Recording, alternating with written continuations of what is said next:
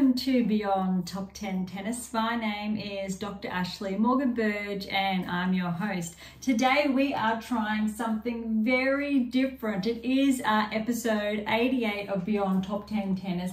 So as a hat tip to AM8 International, obviously with that 8 there, we are making that transition from, I guess, predominantly purely audio based to have more of that interactive feel. So from the get-go, I'm going to start things off by saying I would absolutely love your feedback, but it also gives our listeners who have been around for some time now, first of all, thank you so much, but essentially a bird's eye view of how Beyond Top 10 Tennis is essentially curated.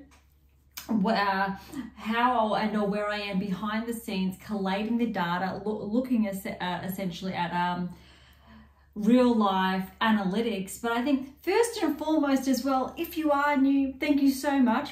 But I really would encourage you, as always, to track back to some of our earlier episodes. But also, for our long-time listeners, you will notice a bit of a change of pace right here and now. Typically, I do start each and every episode off with a bit of an introduction, essentially, of my background, some of my achievements, my theories that I have been behind, books, works, etc. I'm not going to dive into that. I feel like we've come so far. If you are curious, have a look at the links in the bio. I always do leave them there in, I guess, the episode notes. So I really want to dive into today's episode. We have a lot to catch up on from essentially last week.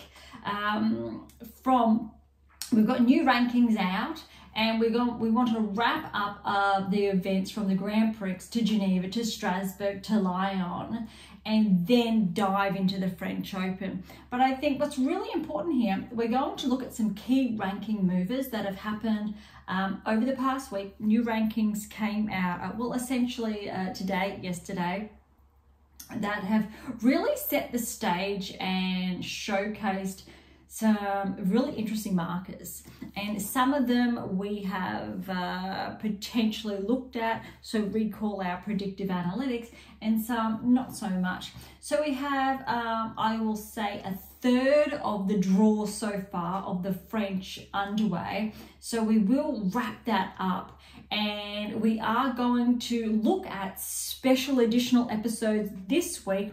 They will by all means be a lot shorter and concise, but really so you can follow along this French Open. So something really different, really unique.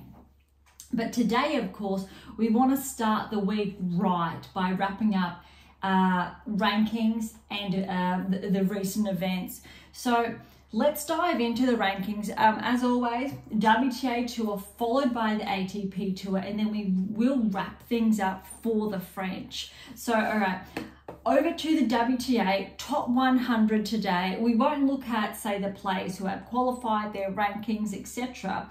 But Erika Andreeva's at 100. So we're going to really look at standout performances who have had, say, more substantial progressions and or regressions. First regression is Gracheva. She's back 6 places to 88. A very big progression for Rakimova, 22-year-old. She has jumped to 87 in the world.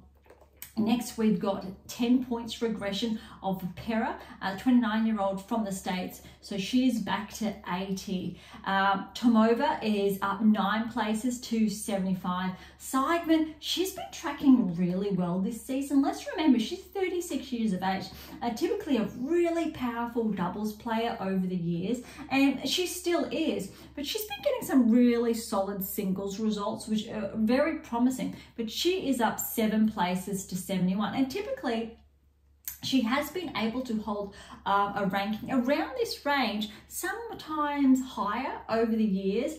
And I'm sharing this because she can cause problems, irrespective when we're looking at rankings, ranking ranges.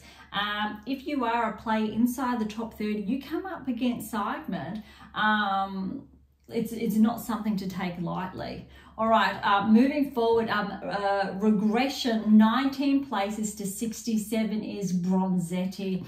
Next progression is Stearns. So Peyton Stearns, we know she has had a sensational week, first title, up 19 places to 62 in the world. Back 10 places, 55 in the world, is Blinkova. Kennan's holding steady. She's just back one at 56. We'll get to that later. Up 13 places is Sheriff, 13. We've been tracking her so far this season, so I really would encourage you, if you're curious about these metrics and key progressions or regressions, again, as always, track back to some of those early episodes to really, I think, get a feeling of where we've been, where we're going, but especially these players, how they have been tracking so far this season. Pliskova's just back one, 52. Kokireto, 1.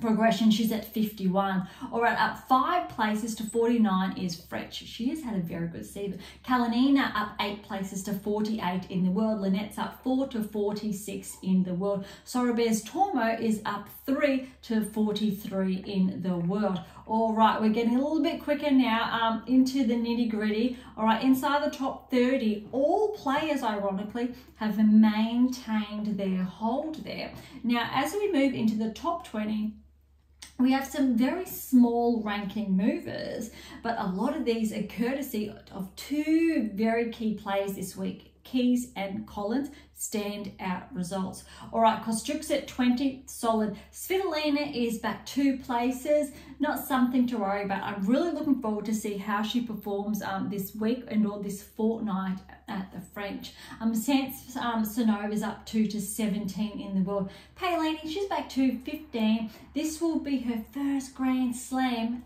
with this ranking range, which is quite exciting. Kazakina is back 2 places to 13. She's still marked to potentially become a barrier breaker this season. That said, look, Keys is up 4 places to 12, and Keys is now positioned really well with her metrics to progress past Ostapenko, who is at 11. So she has been pushed outside the top 10. And now remember, this is what happens each and every season. A barrier breaker comes into the top 10, which means 2% of those players, as a minimum, are going to be pushed outside of the top 10. And I'm really excited for this because we've been talking about this for the best part of the last 3 to 4 months, that the likelihood of Collins progressing and to secure that top 10 tennis ranking, it's a reality. And I absolutely love it when the data comes to life, which means Ostapenko was the first this season. Collins is the second. That is the rule. That is the rule of the 2%. And it is live in action, and I love it. And look, I've got a copy of this one here today because it's all in here. For those of you who are not familiar, and if this is one of your first episodes you're tuning into, this was my latest book that came out December last year, so 5 months ago. I cannot believe it has been so long, but it's how to develop a top 10 tennis ranking. Granted, there are essentially 12 books, 11 books prior to that, 10 specifically, that are essentially prerequisites to get there. So it's a staggered approach. So that's by design. All right, back. All right. Each and every player inside the top 10 has been able to hold their own, other than obviously Collins becoming that barrier breaker, breaking into the top 10. This is really interesting. We know Pegula is out of the French. All other players I've tracked on there, the likelihood of them progressing last week, so last episode, it's going to be really interesting. Jabeur, Zheng have not had the best season. Vondrasova is around there. Sakari, probably. However, Jabeur on clay is going to be very interesting. Collins, obviously, with her results so far this season, is essentially unstoppable. Keys has had a stellar week and potentially has peaked just in time. But all of this, we need to see them in action, at least those first 2 to 3 matches, to get a bit more data to know how they're going to essentially perform in that second week, should they make it that far, or later on in the first. But I'm not going to go into, I think, any key data just yet. All right, let's quickly move over to the Grand Prix. We did half of that last episode, so I just want to fill that in so we can, I guess, clean that off. All right, Rakiamova, round of 16, 4-love over Rossadello, then retirement. Stearns, very good win over Wang. Wang was seeded. Sheriff, and I've just touched on her ranking, very good win over Carl. Tomova over Wang. Bronzetti over Trevisan, and then Seidman over Osorio. So recall Seidman's rankings progression. All right, here we go. The quarterfinals again of the Grand Prix. Cocchiaretto fell to Rakiamova, Tomova over Seidman, Sorobes Tormo fell to Sheriff, and then Stearns, a 3-set win over Bronzetti. Recall those rankings that I've just touched on. Sheriff over Rakiamova, 6-love, 6-1. That is solid. Stearns over Tomova, semi-finals, 6-7, 7-5, 7-6. That is really surprising, really solid. When we're just looking at both those results, I think of an even spread, we're going to say Sheriff is the stronger player. We do know the outcome, so we know the results. Stearns over Sheriff, 6-2, 6-1. Is somewhat surprising. Sheriff was very consistent. Stearns had a hell of a match prior, but came through with the goods. So well done, Stearns. I know she's been a very promising talent coming up over the last couple of years. And so with that first title, we know how that's helped her with her ranking as well. Okay, that's going to wrap up the Grand Prix. Let's head on over to Strasbourg. We're going to start round of 16. We touched on those earlier rounds last week. Collins, Siniakova, 1 and 2. It was Burrell over Svitolina in 3 sets. That was rough, which probably correlates essentially with Svitolina's ranking. Just a slight bit minor regression there. Kalinina, very strong the last couple of weeks over Ferrero in 3 sets. That third set was 6-love. Fretch fell to Vondrasova. A very good win actually for Vondrasova. The first seed, third set was actually 6-love. Alexandrova fell to Lynette, 3 sets. Keys over Wang, 7-5, 6-love. Navarro fell to Haddad Maia, 6-4, 7-6. Quarterfinals, Collins over Burrell. Remember Burrell because we'll get to her later at the French. 6-1, 6-3 to Collins. Lynette fell to Keys. Very good win for Keys because she has been, let's say, floating through this season. So she's had, say, those average results, essentially correlating with her ranking. So not average per se. She has been tracking very steadily in a positive direction. And Lynette, however, has made some inroads. So there was a really good win for Keys. And then Samsonova, a very good win over Haddad Maia. All right, here we go. The other side of the quarters, we had Vondrasova fell to Kalinina in 3 sets. And this is one of the markers why, even though Vondrasova has some good metrics this season, it's not, let's say, correlating with and or in alignment with the likes of Swiatek, Sabalenka, Gauff or Rybakina. So it is actually behind even Sakari for that matter. However, she is ahead of the likes of, say, Jabeur and Zheng and Ostapenko, who was inside the top 10. But Collins now in the top 10 is actually in line with the likes of Swiatek, which is absolutely astounding. She's been incredibly successful this season. Her ranking, she is incredibly deserving of that. And when we're looking at, say, the top 5, and when I said about the 50% of the top 10 have been performing like top 10 players, and the other 50% unfortunately have not been, it's going to be Swiatek, Sabalenka, Gauff, Rybakina and Collins. That's it. And Collins has just cracked into the top 10. That other 50%, they are more susceptible to regressing outside the top 10. And we've had the same conversation on the ATP Tour, very similar. But let's remember though, these are micro discrepancies. I am being incredibly tough, hard, because this really is looking at the best of the best in the world that our sport has to offer. and really differentiating the best from the best. And it is no easy task. From the data, and those who are familiar with my work, it is my area of expertise. So it's not something that anyone else essentially is trained to do from that scientific standpoint. So I really want to clarify that these are not bad players in any way, shape or form, but we're looking at what differentiates the best from the best. Okay, the finals, we know that we got there, Keys over Collins 1 and 2. Definitely expected that to go to 3 sets, but I have to say that the speech from both ladies, it was incredibly heartwarming, and I thoroughly enjoyed listening both to Keys and Collins. All right, over to the ATP Tour. Let's quickly have a look at the rankings and let's see who jumps out.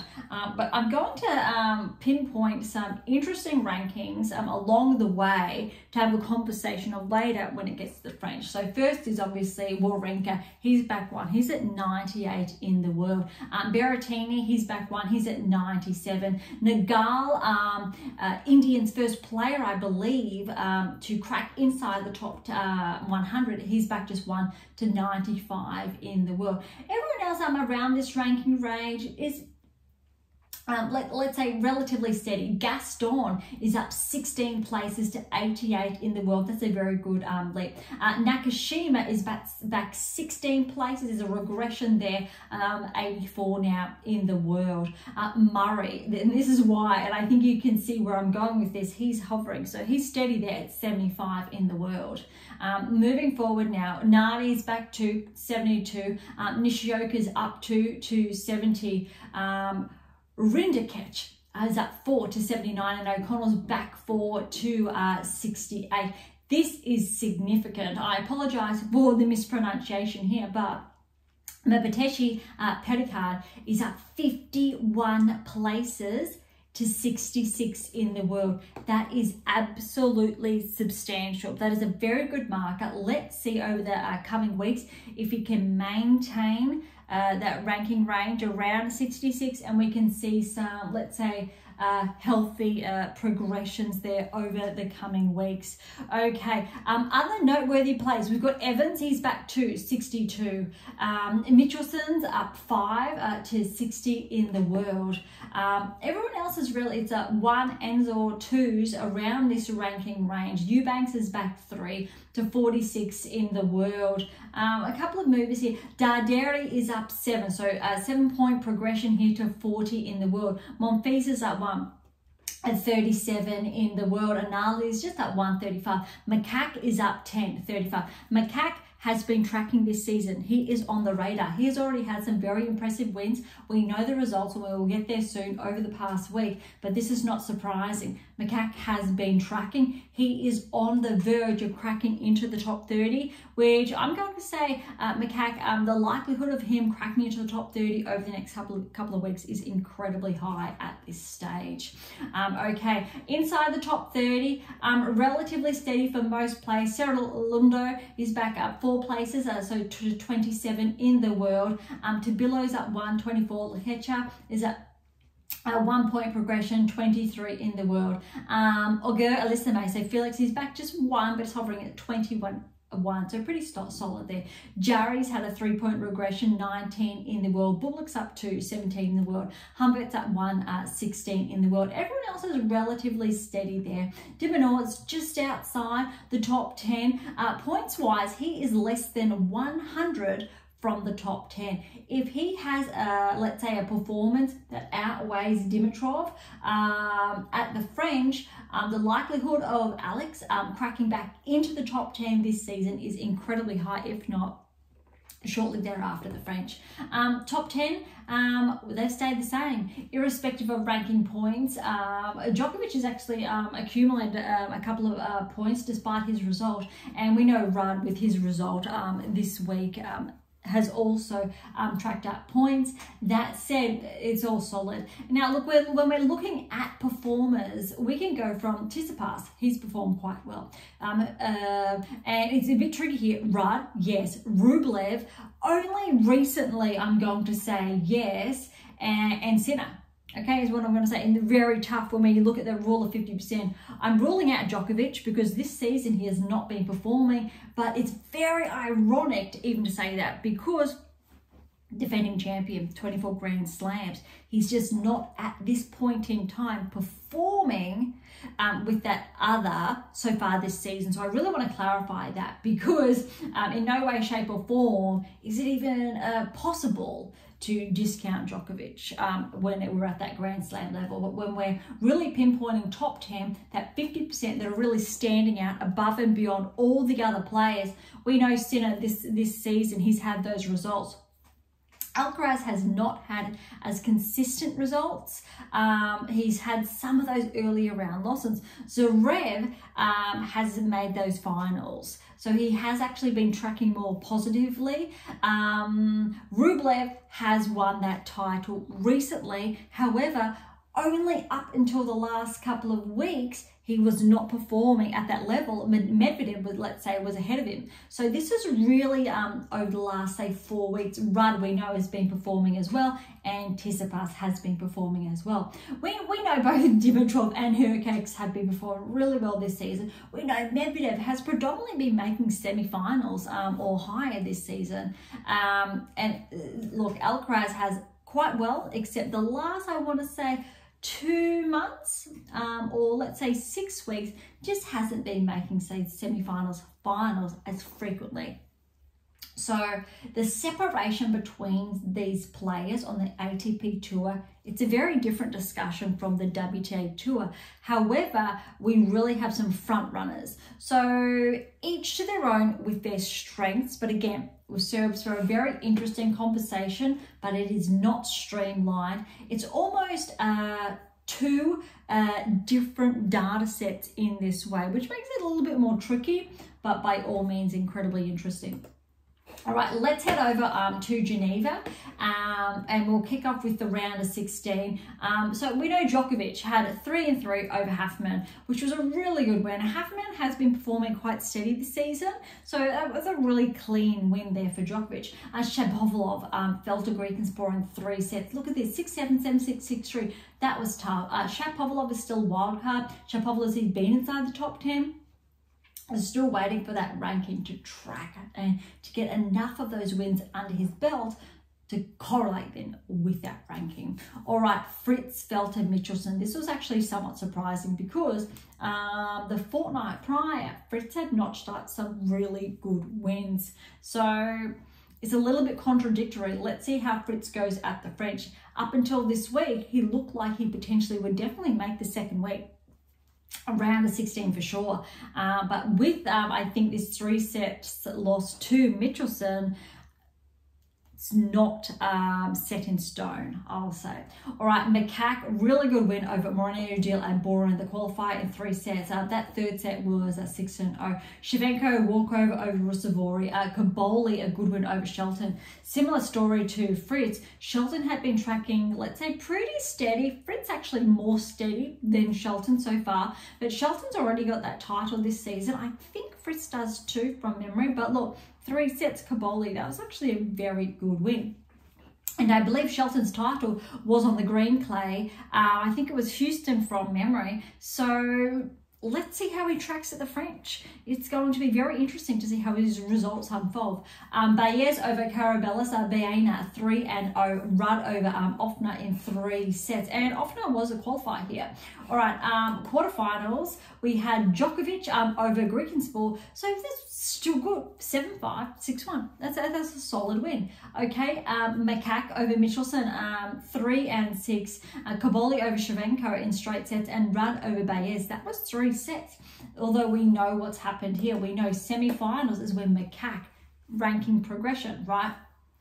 Got that win over Djokovic, 6-4, love 6, 6-1, which is really interesting. Djokovic got that 2nd set 6-1. Makak got that 3rd set 6-1. fancy taking a set off, obviously, Macaque 6-love, and then Macaque taking a set over Djokovic on clay 6-1. That's a really phenomenal result. All right, Rudd over Caboli, that was 3 sets. Rudd lost that first set 6-1. Then he got the second set 6-1, so totaling the line there. And then third set 7-6. That could have really gone either way when you're really looking at the scoreline. So the data, in fact, does not favour Rudd in any way, shape or form. Very interesting. A similar front to Djokovic and Macaque. They towed the line with an 0 and a 1 apiece, and then it was 6-4. When we've got these metrics, we go, well, it could have gone to the other person on that day. Obviously, we know that it did not. That was not the case. But when we're looking at players, the likelihood of them progressing, well, these type of results, it's almost a wipeout because it's either way. I will get to that potentially later and or in future episodes, because that is something, a really interesting insight that feeds the data to make sure there aren't misperceptions with the data, and how it's designed to help our predictive analytics, whether or not a player is going to progress and or not, and obviously with their rankings. All right, we know the result with the final. Rudd obviously over Macaque 7-5, 6-3. That's a really solid result for Rudd.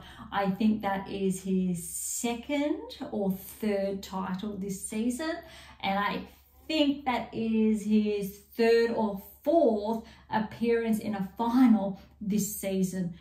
So Rudd really has picked up his form again from, I think it was 2 seasons ago, was really solid. Last season wasn't as solid, regressed outside the top 10, and then has progressed back inside the top 10 this season. I think it was just after the Australian Open or just beforehand, around that time frame.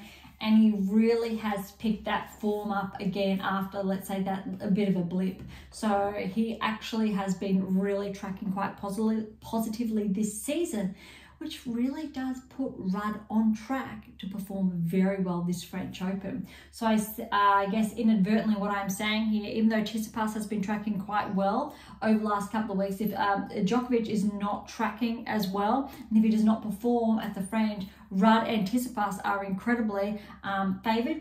So are Sinner and Alcaraz, they are incredibly favoured. And I tell you what, if you get Rudd and Tsitsipas and Sinner and Alcaraz, it's going to be very interesting. But depending, obviously, how Zverev's going and Medvedev's going, they've been tracking very good as well.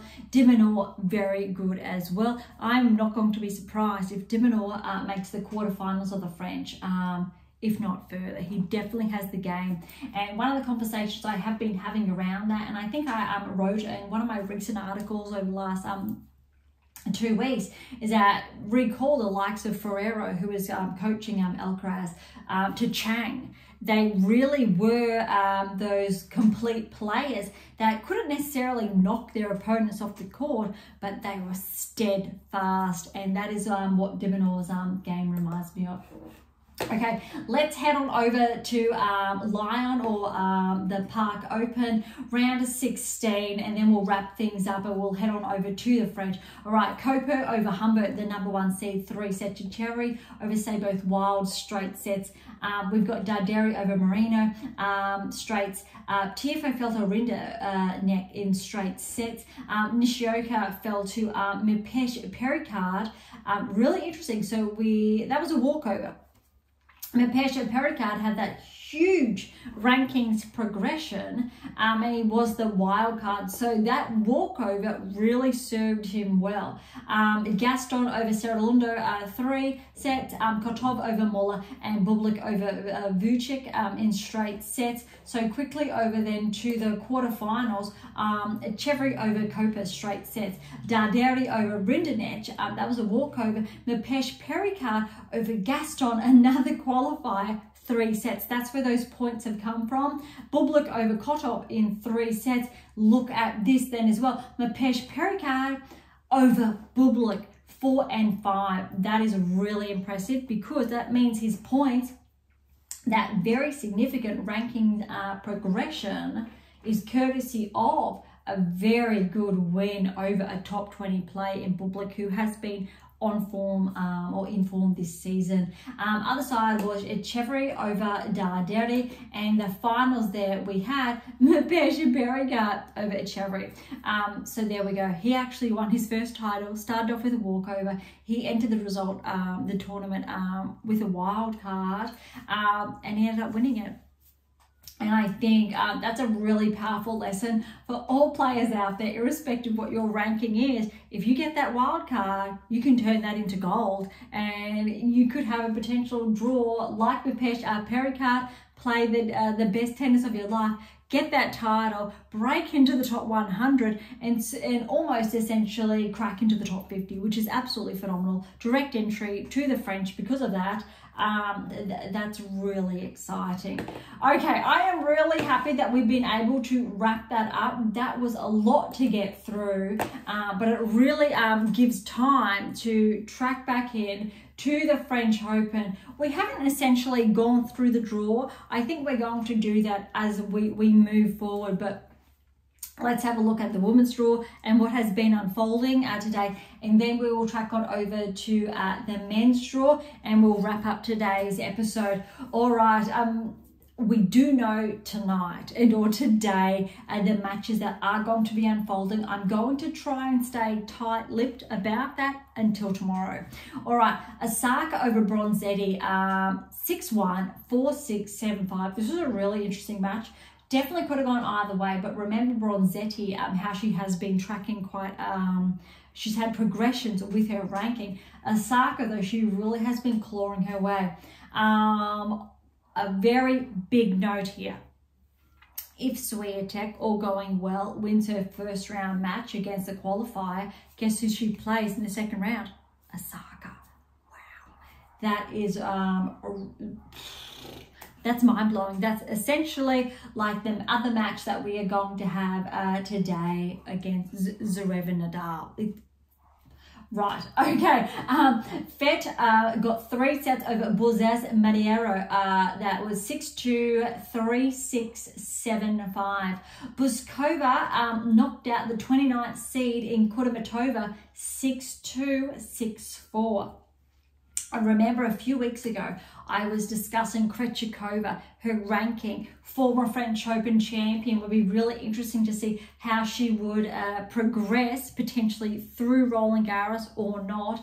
She has lost to Gulbik first round, 7-6, 6-3 to the 24th seed. Potentially that is going to hurt her ranking. Former champion, that is a bit upsetting, but though again, if you've been following our episodes, you knew or you know that this is not essentially that shocking. All right, Wang got a very good win in 3 sets over a Namina, a qualifier, but look at this, first set was love 6, 6-2, 6-4. Anything goes at Grand Slam level. Danilovic, the qualifier over Trevisan, 6-1, 6-2. Very interesting. That's a qualifier. And Trevisan has, let's be making some positive inroads this season. Vekic, very good win over Sorenko. However, 6-5, Vekic was up and Sorenko retired. Kostyuk, really good win over Pogossi, the qualifier, 7-5, 6-7, 6-4. That is a very big match. Siniakova over Agalfi, lucky loser there, 7-5, 7-6. Paquet, now that's a very important wild card here, over Schneider, 3-1. Schneider has 2 titles, I believe, already this season, or it's 1 and a final, but that's a wow. I was really expecting or anticipating Schneider to potentially make the 3rd round if she continued tracking along her current trajectory. So that unfortunately is not the case, but that's well done to Paquet. Volnyets over Krunik. So Volnyets a qualifier here, a 7-6, 6-2. Zidansek qualified over Van Oekencheck, 6-2, 2-6, 6-1. Yafan Wang over Timofeeva, 3-3. Big fan of Yafan Wang, because Australian Open, she was the player that had almost, I believe, champion points over Zheng. She outperformed Zheng. Zheng got the win, went on over to the finals. And I can guarantee you this, if Wang got that win, she had the ability to progress likewise to the finals. So it's really interesting what just those one matches and all that win and a third set tiebreak can do to a player's career. And I'd absolutely love for Wang to progress. Okay, Yastremska over Tomljanovic. Yastremska was at risk of having a very early exit because Tomljanovic is back. She's got that, I believe that's a wild card, but that was 3-6, 6-3, 6-3. And Tomljanovic should be really proud of that performance, especially against the 30th seed. Anisimova over Shrimankova, the qualifier, 7-6, that was 8-6, 6-4. Ostapenko, good win over Christian, 4 and 5. Torsten over Maria, 2 and 3. Kenin, a very good win over Seigman. So remember what I've touched on previously against those rankings with Kenin and Seigman respectively. 4-6 and 6-2, 6-2. Garcia over Lyles, 4-6, 7-5, 6-2. Wang over Bay, 7-5, 6-7, 6-3. All right, that wraps up the women's tour. There are some really interesting matches to still come underway. And I'm really holding back from talking about them. But let's see how they do unfold. All right, let's head on over to the men's tour and what's been happening. So obviously we only had, let's say, a third of the draw on both sides respectively that have been unfolding. All right, we've got Rublev 4 sets over Daniel. That was 6-2, 6-7, 6-3, 7-5. Martinez over Terrante. That was 5 sets. 5-7, 6-4, 3-6, 6-4, 6-3. I love those matches where they are towing the line and switching or interchanging between, I think, in contrast to, say, being up 2 sets and then another 2. It's always interesting. All right, Muller over Nardi. This is a very interesting one. 6-4, 6-1, 6-3. Nardi definitely would have been the favoured player there. So let's see how Muller continues to track. Senegro, very good win over Humbert, the 17th seed, 6-4, 2-6, 6-4, 6-3. Zhang, 4 sets over Vukic, 6-4, 4-6, 6-3, 7-5. Altama over Delgeri. Delgeri has been tracking this season, so Altama 5 sets here. Wow, and wait till you hear about the 5th set. 7-5, 6-4, 6-7, 5-7, 7-6. That tiebreak 10-6. That's really impressive. But if you're looking at that scoreline, like I am, that is incredibly close for both players. I think that Jerry should be so incredibly proud of himself to go to 5 sets, first round, Grand Slam, and to be yay close to walking away with that win.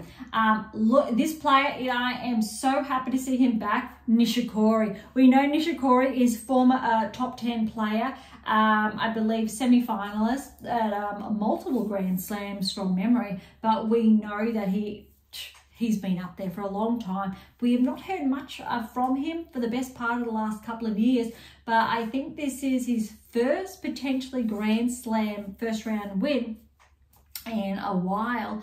5 sets over Diallo, who was a qualifier, 7-5, 7-6, 3-6, 1-6, 7-5. That is incredibly powerful. And Nishikori will play the winner of Shelton and Gaston in the 2nd round. Wow, this is why I absolutely love Grand Slam tennis. But we can learn so much from it, and it really feeds in the data. All right, a couple more matches we've got left. Korda over Mayo, 6-2, 7-6, 6-4. De Jong over Draper. Wow, 5 sets for the qualifier over Draper. 7-5, 6-4, 6-7, 3-6, 6-3. And De Jong, after that 5 sets, will play Alcaraz in the second round, because Alcaraz, very good win over Wolf. 6-1, 6-2, 6-1. That was really clean. I'm not going to be surprised if Alcaraz tracks very smoothly through to the quarterfinals, potentially semi-finals, before he gets a real challenge. But let's see how I think the draw pans out, because he could get a very big challenge prior to that.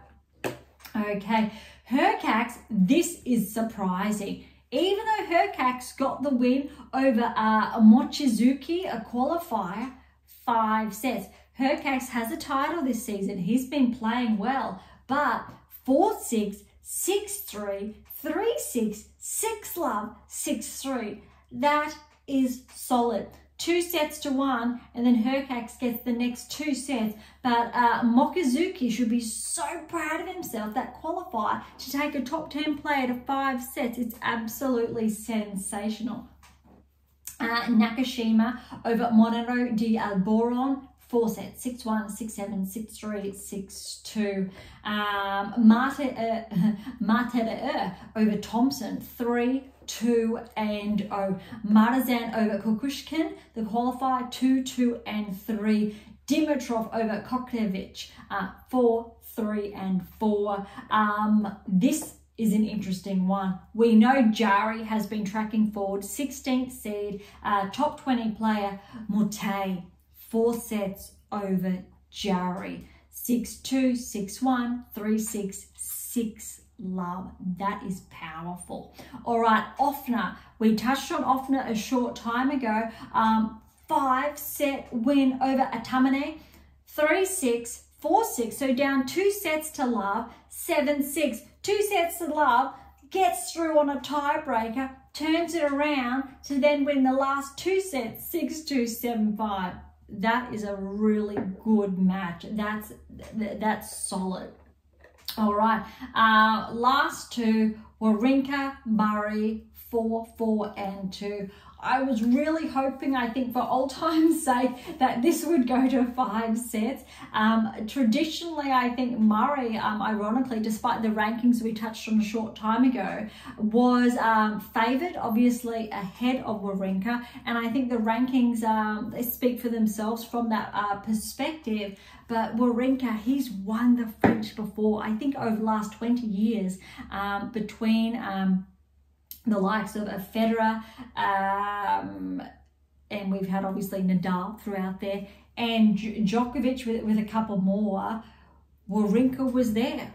And I think that is, wow, over the last 19 years, they've been the primary players. We know Federer, Djokovic, Nadal, and Wawrinka managed to win a slam, the French, in that time frame. So, look, Wawrinka with that win against Murray is really promising. He will play the winner of Norrie and Kotov next. But I have to say, with Wawrinka, I believe he's 39 years of age now. Wouldn't it be sensational for Stan to make this round of 16 or further, depending, I think, how his draw pans out. However, potentially is on track to meet Sinner in the 3rd round. Last match is Gasquet, wildcard there, over Corrick, 7-6, 7-6, 6-4. That really wraps up the results from the French. We've touched on the rankings as well, and the events essentially in between. But I think most of all, this really has all I think, with intentions, key cards for the special edition, but to really set, I think, the platform for the next fortnight at least, given, I think, that bird's eye view of these results, how they've been unfolding. But I really am looking forward to, I think, the next couple of weeks. All right, I really want to wrap up today's episode. So thank you so much for listening. I really hope you enjoyed, I think, this different format. especially talking about top 10 tennis rankings, the rulers of the 2%, 10%. Look, to get a copy of how to develop a top 10 tennis ranking, head on over to AM8 International or head on over to Amazon, irrespective where you're based in the world. It's easily available. Any comments or questions, irrespective of what platform you're listening on, please go ahead and do so. And all of the links, as always, are in the, I think, the episode notes. Interact with us beyond Top 10 Tennis, obviously Spotify, Apple, YouTube, Twitter, Instagram, and all of the others and or above that you will also find, I think, in our notes. To catch up on my most recent articles and blogs, head on over to AM8 International or Medium. There's some really interesting pieces that I've penned, especially in the last couple of weeks. But I think we're up to at least roughly between 80 to 100 articles that are there, and they are free to access for you. For something different, we know Pink Octopus Books, that's where my fictional release is. And look, if you enjoyed today's episode, please subscribe, like and share, and all of the above. That would be absolutely phenomenal, because look, at the end of the day, we're looking at sharing essentially how to develop that top 10 tennis ranking. We're building that next generation of play. It'd be absolutely phenomenal to spread the word, especially when we're 100% backed by science. For those of you who are interested, we do have scholarships available on AM8 International, as well as options to work with me exclusively and to nudge you closer towards that top 10 tennis ranking. So don't be shy and come and say hi.